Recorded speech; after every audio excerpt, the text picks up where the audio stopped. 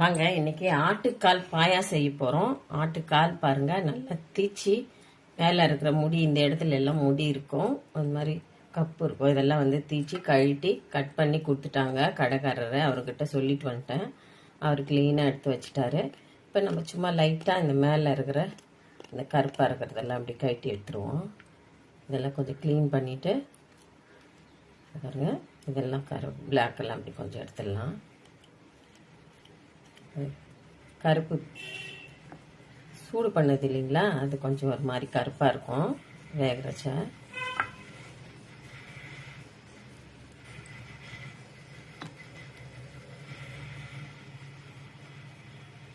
கருப்பெல்லாம் அப்படியே எடுத்துடலாம். பாருங்க சுத்தமாக இந்த மாதிரி வாஷ் பண்ணிட்டேன், கருப்பெல்லாம் எடுத்துட்டு இப்போ அப்படியே இதை வந்து குக்கரில் போட்டுடலாம்.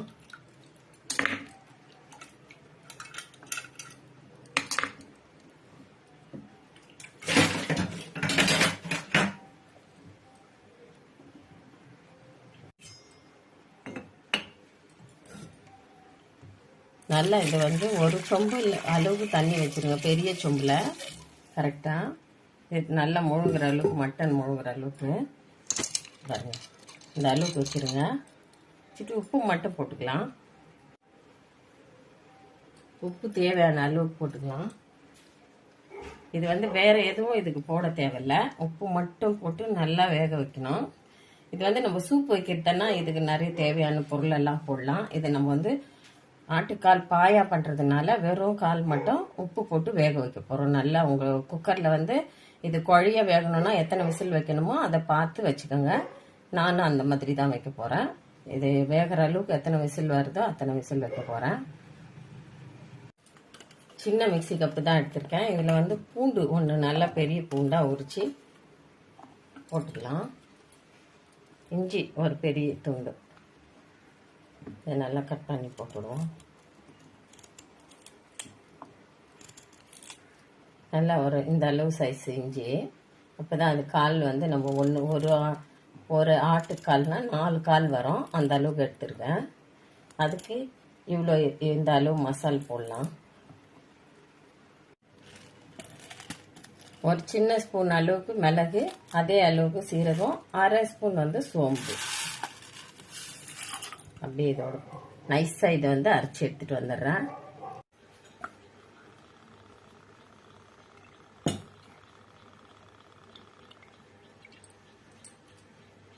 கடாய் வச்சு எண்ணெய் போட்டிருக்கேன், ஒரு 50 கிராம் எண்ணெய் இருக்கும், அந்த அளவுக்கு போட்டிருக்கேன். பாருங்க, பட்டை 2 எடுத்துக்கலாம், 2 ஏலக்காய், ஒரு அன்னாச்சி பூ சின்னதான், லவங்கம் ஒரு 5 பீஸ்.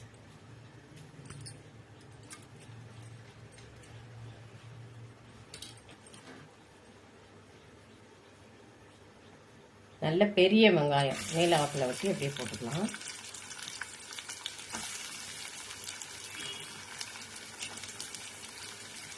வெங்காயம் நல்லா வதங்கிட்டோம். வெங்காயம் பாருங்க பாதி வதங்கிட்டது. இப்போ வந்து ஒரு 3 பச்சை மிளகாய் போட்டுக்கலாம். எதுவும் கீரி எல்லாம் போட வேண்டாம், அப்படியே முழுசாவே போட்டுக்கோங்க, கட் பண்ண வேண்டாம் எதுவும், அப்படியே போட்டுக்கோங்க.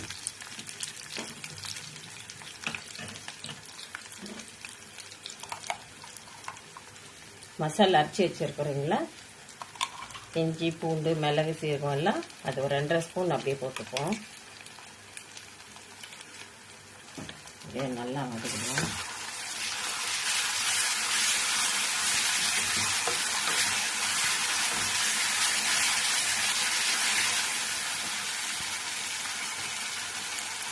கொத்தமல்லி இலை கொஞ்சம், புதினா, தக்காளி ஒன்று பெரிய தக்காளி நறுக்கணும்,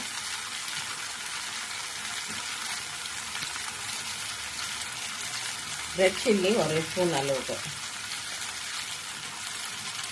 ஒரு ஸ்பூன் பெரிய ஸ்பூன் அளவுக்கு போட்டுக்கோங்க.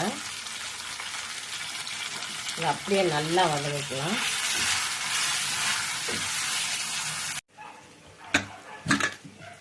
கால் பாருங்கள் நல்லா வெந்துட்டுது. வெறும் இதில் வந்து தான் நம்ம போட்டோம். எதுவும் இல்லாமல் பாருங்கள். அப்படி ஃபுல்லாக நல்லா குழைய வெந்துட்டு பாருங்கள்.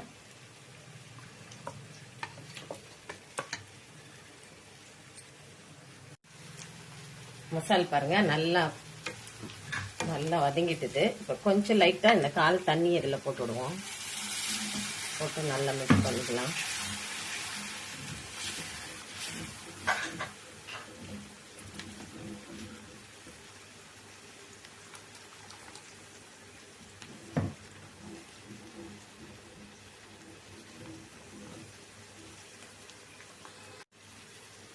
குக்கர் அடுப்பில் வச்சு இந்த மசாலா வந்து அப்படியே இதில் மாற்றிக்கலாம். குக்கரில் மாற்றிடுவோம்.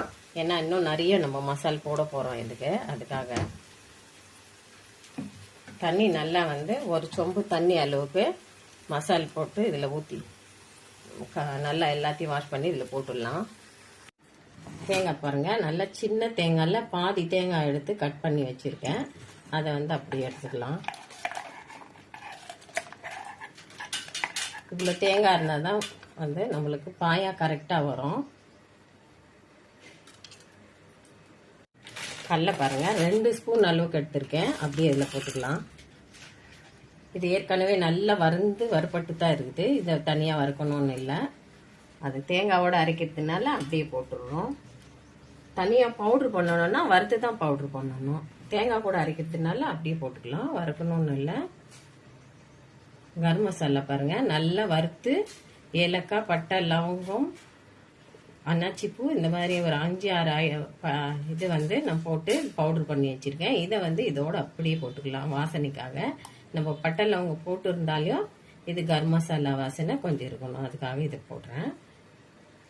இதெல்லாம் நைஸாக நல்லா அரைச்சி எடுத்துகிட்டு வந்துடுறேன்.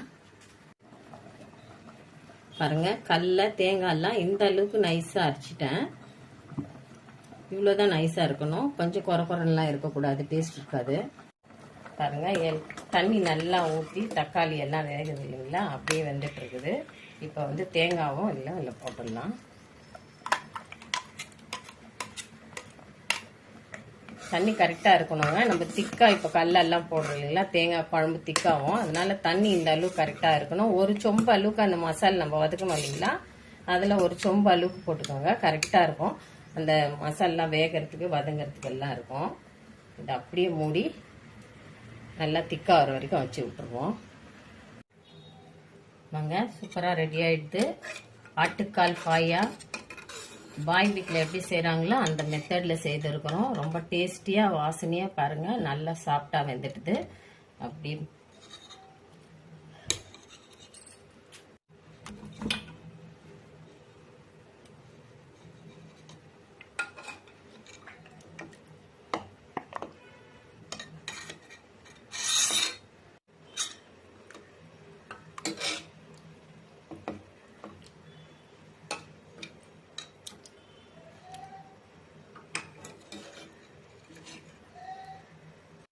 வாங்க, சூப்பரான ஆட்டுக்கால் பாயா ரெடி ஆகிடுது. டேஸ்டியாக நல்லா இட்லிக்கு, பரோட்டா, சப்பாத்தி, சேமியா எல்லாத்துக்கும் ரொம்ப நல்லா இருக்கும், டேஸ்ட்டாக இருக்கும். பாய் வீட்டு மெத்தடில் நான் செய்திருக்கேன். ரொம்ப டேஸ்டியாக இந்த மாதிரி ட்ரை பண்ணுங்கள், ரொம்ப நல்லாயிருக்கும். இந்த வீடியோ பிடிச்சிருந்தா லைக் பண்ணுங்கள். விசேஷம் வெள்ளூர் விலாக் சேனலுக்கு சப்ஸ்கிரைப் பண்ணுங்கள். மறக்காமல் பெல் ஐக்கானை கிளிக் பண்ணுங்கள்.